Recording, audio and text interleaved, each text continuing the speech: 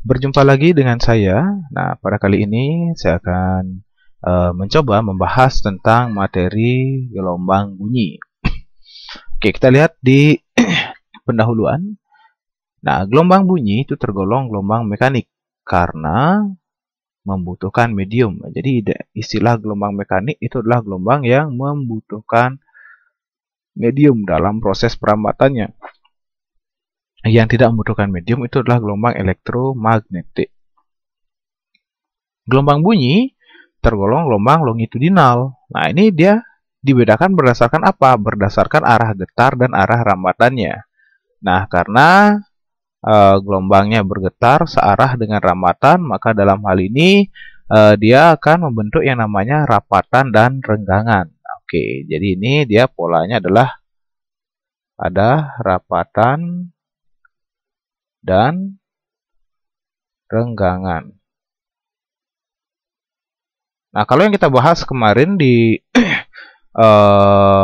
gelombang berjalan, itu dia mengarah ke puncak dan lembah.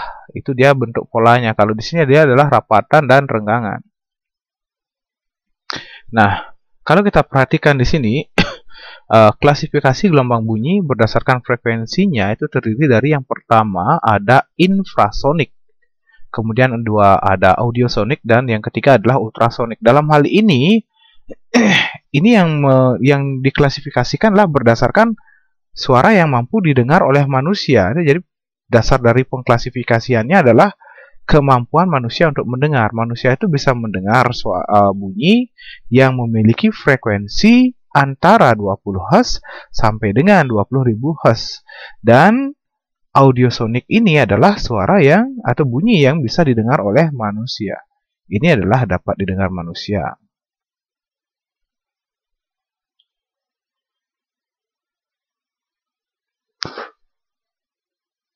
Nah, di luar ini nggak bisa. Nah, jika kurang dari 20 Hz itu disebut dengan infrasonik. Nah, ini dia frekuensinya sangat rendah. Contoh yang bisa mendengar ini adalah jangkrik. Ya, jangkrik dia bisa mendengar. Ya. Kemudian ya hewan-hewan lainnya bisa. Bukan berarti jangkrik itu dia hanya bisa mendengar yang kurang. Enggak, bahkan lebih dari ini pun, lebih dari 20 Hz dia bisa mendengar. Ya, jadi kepekaannya dia itu lebih bagus, dia bisa mendengar kurang dari 20 Hz. Sama juga dengan anjing gitu ya. Oke, untuk anjing dia bisa mendengar kurang dari 20 Hz. Tapi kalau lebih, ya bisa juga mendengar. Jadi kayak gitu. Makanya terkadang kita bisa berinteraksi seperti yang memanggil nama anjing kita, memberikan isyarat-isyarat tertentu dengan anjing. Itu artinya dia bisa juga mendengar model audio sonik yang kita biasa gunakan sebagai sarana komunikasi. Nah, kemudian ultrasonik. Itu adalah bunyi yang frekuensinya tinggi, yaitu yang lebih dari 20.000 Hz. Nah, ini biasanya dimanfaatkan oleh kelelawar dan lumba-lumba untuk untuk berkomunikasi. Jadi lumba-lumba antara satu lumba-lumba dengan lumba-lumba yang lain dia bisa berkomunikasi dengan menggunakan bunyi ultrasonik. Kalau kelelawar itu memanfaatkan bunyi ultrasonik sebagai navigasi. Nah, kita ketahui bahwa kelelawar itu dia adalah hewan malam. Jadi dia keluarnya malam hari. Bukan berarti penglihatannya di malam hari bagus. Nah, tetap saja untuk proses navigasinya dia itu memanfaatkan bunyi ultrasonik dengan memantulkan bunyi dia, kemudian dipantulkan kembali ke telinganya, dia mendengar. Kalau cepat pantulannya berarti di depan ada penghalang. Kalau lambat mantulnya di depan agak lengang. Makanya dia untuk kelelawar itu ketika bergerak dia sambil memekikkan suara. Nah, jadi seperti itu. Jadi berbeda dengan burung hantu ya. Kalau burung hantu memang ya penglihatannya bagus di malam hari. Kalau di siang hari dia matanya silau. Nah, jadi seperti itu. Nah, di sini selanjutnya kita lihat cepat rambat bunyi. Bunyi secara umum dapat merambat dengan kecepatan V sama dengan S seperti ini identik dengan GLB ya. Karena diasumsikan ya ini ya, persamaan ini identik dengan persamaan gerak lurus beraturan. Kenapa? Ya karena bunyi itu merambat secara teratur tanpa ada percepatan. Ya, dasarnya adalah V seperti cepat lambat bunyi dalam satuan meter per sekon. S adalah jarak tempuh dalam satuan meter dengan T adalah waktu. Ya. Nah, ini menunjukkan bahwa bunyi itu dia merambat ke segala arah dengan kecepatan yang konstan. Jadi persamaannya adalah GLB. Yang perlu dipahami di sini, bunyi itu bisa merambat pada berbagai zat yang kita ketahui. Ya, bisa dia merambat pada zat gas atau di udara. Oke, ini udah umum. Jadi kita berkomunikasi dengan teman lain ya di sebelah atau di depan kita ada teman, kita berkomunikasi secara langsung, itu dia perambatannya, medium perambatnya adalah udara. Kemudian itu bisa juga di zat cair. Ya, misalkan digunakan untuk mengukur kedalaman laut, itu menggunakan pemantulan bunyi konsep bunyi pantul ya. Jadi dia bisa merambat di zat cair. Kemudian bisa juga yang lagi satu di zat padat juga bisa. Ya. Bahkan yang paling besar kecepatannya itu adalah di zat padat. Yang paling lemah justru di udara. Yang paling kecil kecepatannya adalah di udara, yang paling besar kecepatannya adalah di zat padat. Nah, oke, jadi seperti itu dia. Dia bisa merambat di zat gas, zat cair, dan zat padat. Untuk menunjukkan dia bisa merambat di zat padat, bisa kalian tempelkan telinga di meja, di salah satu ujung meja, kemudian ujung yang lain di ketuk-ketukkan ya, kemudian dengar, maka akan terjadi perambatan. Nah, itu caranya untuk menguji di zat padat. Untuk cepat rambat bunyi, nah pada dawai. Dawai istilah lainnya adalah senar. Ya, dawai atau senar. Pada gitar atau pada kecapi gitu misalkan ya. Itu yang dipetik dia. Nah, dasarnya itu adalah F sama dengan V sama dengan akar F per mu. Dengan V adalah cepat lambat gelombang dalam satuan meter per sekon. F adalah gaya tegangan tali, dengan mu adalah massa, bukan massa jenis, massa tiap satuan panjang. Oke, ini saya coret dulu ya, bukan massa jenis ya, ini adalah massa per satuan panjang. Ya, oke. Massa tali tiap satuan panjang. Nah, jadi kalau kita lihat, ini dia, mu itu adalah M per L. Ya, ini saya jabarkan sedikit. Jadi disebutkan bahwa mu itu adalah M per L dan ini identik juga dengan rho kali A. Nah, kita pakai persamaannya. Jadi kita akan dapatkan bahwa V sama dengan akar F per M bagi L. Nah, ini L ini bisa ke atas dia. Jadi ketemulah bahwa V itu adalah sama dengan akar F L per M. Nah, inilah yang paling sering dipakai. Persamaan pada ini? Dawai. Cepat lambat bunyi pada dawai ini ya. Karena lebih sering yang diberikan adalah massa persatuan panjang. Memang ada massa jenis dan luas penampang, tapi itu jarang diberikan data ini rho dengan A ini ya. Yang pakai rho dengan A ini jarang. Untuk mu-nya pasti mu itu lebih banyak diarahkan ke massa per satuan panjang atau massa per panjang. Nah, jadi kayak gitu dia. Jadi yang lebih umum dipakai adalah ini. Oke, mu massa tiap tali per satuan panjang dalam satuan. Oke, ini mungkin saya garis biar nggak bingung. Nah, ini dia. Oke, lewat. Ya. Oke, kemudian M adalah massa tali kilogram, L adalah panjang tali dalam meter, rho massa jenis tali. Ini jarang dipakai. Tidak untuk kemungkinan juga muncul ya, kita pelajari juga bahwa A adalah luas penampangnya dalam satuan meter. Nah, ini dia bentuk persamaannya. Jadi yang lebih sering dipakai adalah ini. Yang di tengah ini, bahwa V sama dengan akar FL per M. Kemudian pada zat padat, nah bahwa V itu sama dengan akar E per row. Ya, E itu apa? Modulus yang atau modulus elastisitas. Ketika kalian mempelajari materi elastisitas, ini juga udah dipahami, ini udah kita pelajari ya. Yang mana gimana rumusnya? Nah, untuk modulus elastisitas atau modulus yang sama dengan tegangan per regangan, yaitu tegangan itu F per A dibagi regangan adalah delta L per L0 panjang mula-mula. Tapi kalau kita jabar bentuknya biar apa namanya? Biar nggak banyak pernya.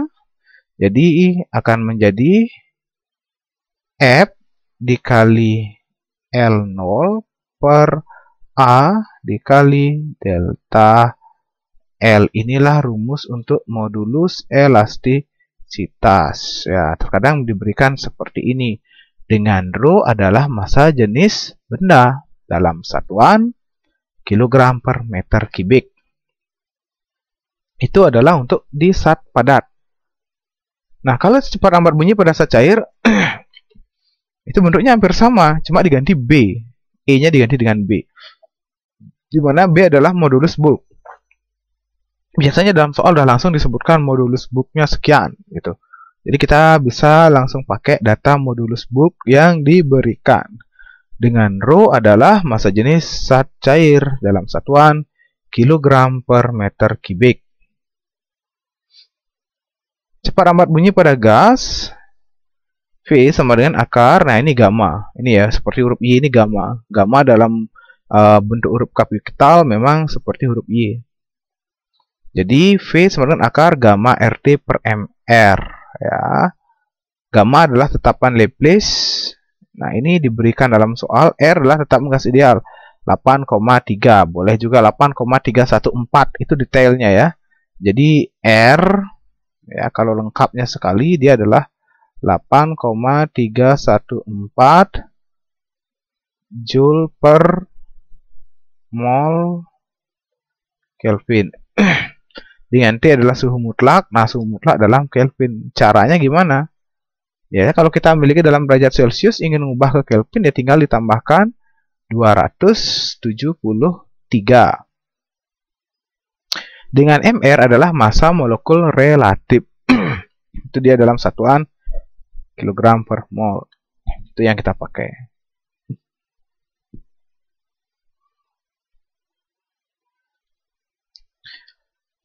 Oke, nah kita lanjut sekarang di frekuensi bunyi. Nah, yang dimaksud di sini itu adalah terkait tentang frekuensi-frekuensi yang dihasilkan oleh alat penghasil bunyi. Nah, alat penghasil bunyi yang dibahas di sini dibatasi pada dawai dan pipa organa.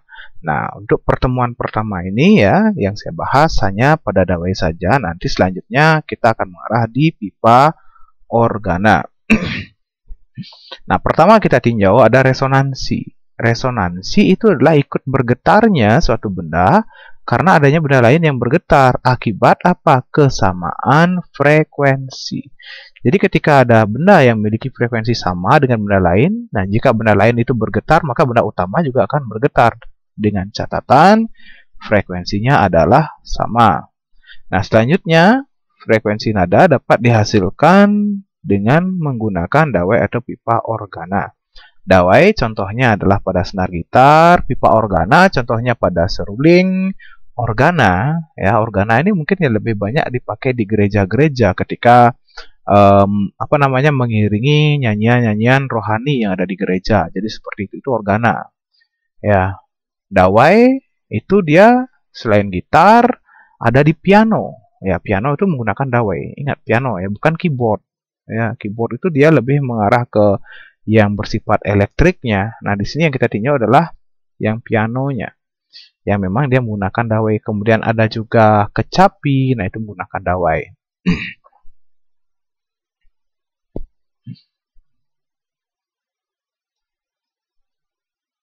Nah, oke. Kita tinjau sekarang pada dawai. Ya. Frekuensi nada dasar dawai Ini sebenarnya bukan F1 ya, ini baru saya ini adalah F0. Untuk nada dasar itu adalah F0. Oke. Frekuensi nada dasar pada dawai itu yang terikat kedua ujungnya. Dasar perhitungannya seperti ini. Misalkan ini dawai memiliki panjang L. Ya, panjang L ketika digetarkan akan membentuk pola seperti ini. Nah, ini kita lihat satu saja, ke atas saja atau ke bawah saja. Nah, misalkan saya tunjukkan yang ke atas saja. Nah, jadi kayak gini. Ini panjangnya L. Dan bentuknya ini, L menghasilkan berapa gelombang? Nah, ini hanya setengah gelombang. Karena satu gelombang itu terdiri dari satu puncak dan satu lembah. Nah, ini kan hanya satu puncak saja atau hanya satu lembah saja. Berarti L itu dia menghasilkan setengah lambda. Maka kalau kita lihat lambdanya berapa sih gitu kan? Ya, maka lambda ini kan lambda ketika nada dasar ya lambda 0 itu adalah sama dengan 2L. Nah, oke. Sekedar saya tambahkan itu dia istilah lain dari nada dasar itu adalah sama dengan harmonik pertama. Ya, nada dasar atau harmonik pertama itu disimbolkan dengan F0 ya, nada dasar atau harmonik pertama. Nah, gimana sih kok bisa rumusnya menjadi seperti ini? Saya tunjukkan dasar rumusnya ya. Ini kan rumus jadinya. Kenapa bisa seperti ini? Dasarnya adalah dari cepat lambat gelombang. Persamaan cepat lambat gelombang yang bisa kita pakai bahwa dari persamaan V sama dengan lambda dikali F. Nah, maka dibalik, maka kita akan dapatkan bahwa F sama dengan ya V per V per lambda. Nah, ini yang kita dapatkan. Nah, karena kita ingin mencari F-nya itu adalah F0, ya V per lambda 0. Nah, tinggal kita substitusikan saja nilainya. Ya, jadi kita akan dapatkan bahwa F0 sama dengan ya V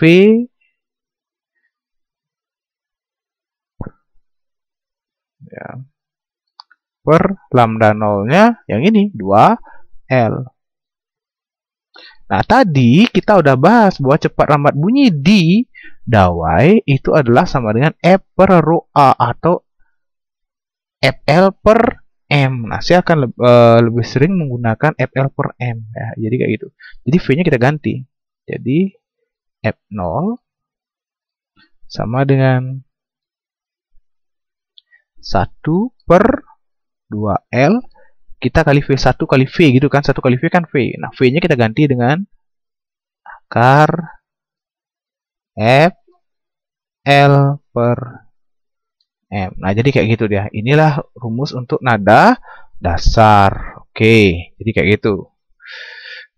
Nah, selanjutnya kalau kita lihat bagaimana dengan di nada atas pertama. Ini dia adalah nada atas pertama.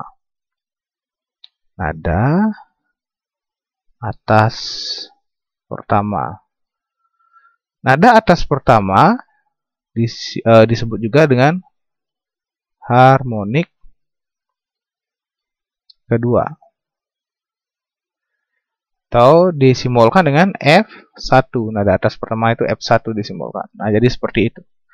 Nah, dengan panjang dawainya L, ini seluruhnya dari simbol ke simbol itu L, dia menghasilkan lambda. Ini kan satu panjang gelombang ya kalau kita tinjau. Ini puncak dan lembah. Oke, ini lambda. Jadi dalam hal ini L sama dengan lambda atau lambda 1 sama dengan L. Nah, sebelum kita lewat, nah di sini ya, di nada dasar Ya, di frekuensi nada dasar ini kita memperoleh ada dua simpul. Ini kan simpul ya di gelombang stasioner kemarin. Kemudian di sini ada perut. Nah, jadi ini terdiri dari dua buah simpul dan satu perut. Kalau yang ini gimana? Ini ada berapa simpul? Satu. Kemudian di sini 2 dan yang di sini lagi 3. Berarti ini dia terdiri dari 3 simpul dan ada 2 perut nih ya. Ini 1, ini lagi 1. 2 perut. Nah, itu dia. 3 simpul, 2 perut, 2 simpul, 1 perut gitu kan. Yang ini. Nah, dasarnya juga sama untuk penghitungannya ya, bahwa V sama dengan lambda F. Maka kita akan dapatkan ya F1 sama dengan V per lambda 1. Tinggal kita masukkan angkanya. Jadi F1 ya sama dengan 1. Sama dengan 1 per lambda 1-nya adalah L. Dikali V-nya adalah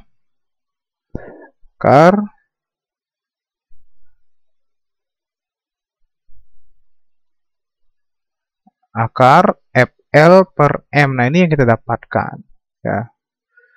Nah, di sini dia ada L. Ini sebenarnya bisa kita masukkan lagi nilai L-nya, tapi ya udah. Biasanya ini kecepatannya udah kita dapatkan perhitungannya. Ya. Oke, ini kayaknya akan lebih memudahkan perhitungannya. Nah, sebenarnya kalau kita kesamakan penyebut ini kan menjadi 2 per 2L gitu dia. Oke, tapi kita biarkan aja bentuknya seperti ini ya. Ini adalah untuk nada atas pertama atau harmonik kedua. Ini bentuknya ya. Ini F0, ini F1. Nah, kemudian ini untuk F3. Saya ke ataskan sedikit ya.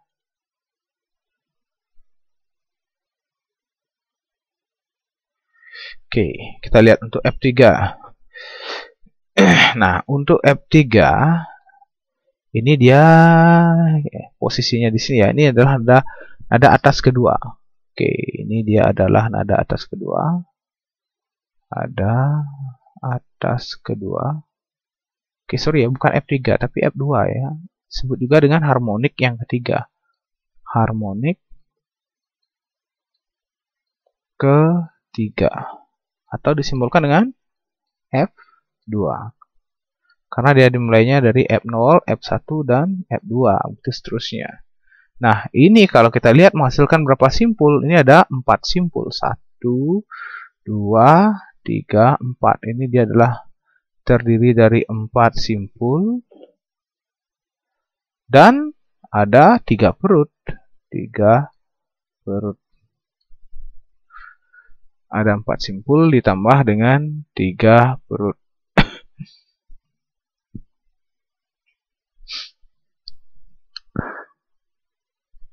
Oke, nah ada 4 simpul 3 perut. Kemudian ketika panjang talinya di sini adalah L, nah, untuk panjang tali L, dia menghasilkan berapa lambda? Nah, ini dia 3/2. Dari mana dapat 3/2? Ini ya, 3/2 itu kan 1/2. Nah, ini segini, 1 lambda, kemudian ini lagi segini, setengah lambda. Oke, jadi 1 tambah setengah, 1/2.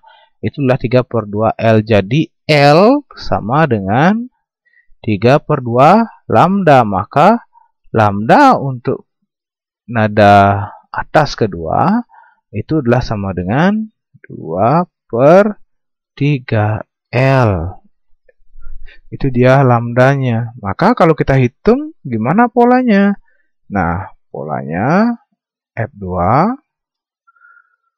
itu adalah sama dengan V per lambda 2. Ya, tentunya ya oke. 1 per lambda 2-nya adalah 2/3L dikali V-nya, akar FL per M. Tahu kita akan dapatkan F2 sama dengan, nah ini naik dia ya, 3 per 2L dikali akar FL per M. Nah, ini ya bentuknya. Ya, jadi kita udah dapat ketiganya. Yang pertama 1 per 2L dikali akar FL per M. Kemudian yang kedua 1 per L dikali akar FL per M. Dan yang ketiga adalah 3 per 2L. Oke, sorry. Sama dengan ya. 3 per 2L dikali akar FL per M. Nah, ini ada pengulangan. Nah, ini sebenarnya bisa kita arahkan menjadi kayak ini ya, yang ini ya. Biar sama bentuknya menjadi per 2. Ini bisa saja kita tulis menjadi 2 per 2. Oke, 2 per 2L dikali akar FL per M. Nah, maka akan ketemu dia bentuknya adalah 1 per 2, 2 per 2, 3 per 2. Jadi 1, 2, dan 3. Nah, jadi kayak gitu. Sehingga dapat dituliskan bahwa F ke N sama dengan N plus 1 per 2L di akar nih. Atau, ini ya saya pertegas sekali lagi. Ini dia ya. Bahwa bisa kita tuliskan Fn sama dengan N plus 1 per 2L dikali akar. Nah, bisa kita pakai FL per M. Nah, jadi kayak gitu. Dengan N itu apa? Nah, N adalah 1, 2, N itu adalah 0, 1, 2, 3, dan seterusnya. Di mana N sama dengan 0 adalah untuk nada dasar. Kemudian N sama dengan 1. Kemudian N sama dengan 2. Dan seterusnya N sama dengan 3. Ini adalah untuk nada atas ke. Nah, kita ingin mencari nada atas ke 1 ya N1 kita pakai. Ingin cari nada atas kedua N sama dengan 2-nya. Ingin nyari nada atas ketiga N sama dengan 3. Ya, kalau nada dasar cukup N sama dengan 0, udah kita ganti N-nya ini 0, berarti tinggal 1 per 2L. Nah, jadi seperti itu dia sama. Ya. Oke. Nah, ini dia rumusnya. Kalau perbandingan frekuensi nada dasarnya dengan nada-nada atasnya adalah F0 banding F1 banding F2 adalah 1 banding 2 banding 3. Ini bisa kita manfaatkan dalam perhitungan. Nah, kemudian untuk jumlah simpul, nah, itu dia adalah N plus 2. Dan untuk jumlah perut adalah N plus 1. Maksudnya kayak gini. Untuk nada dasar, kan kita pakai N0 gitu kan. N0 ya berarti jumlah simpulnya adalah 0 plus 2. Berarti untuk nada dasar ada 2 simpul. Nah, ini dia ya.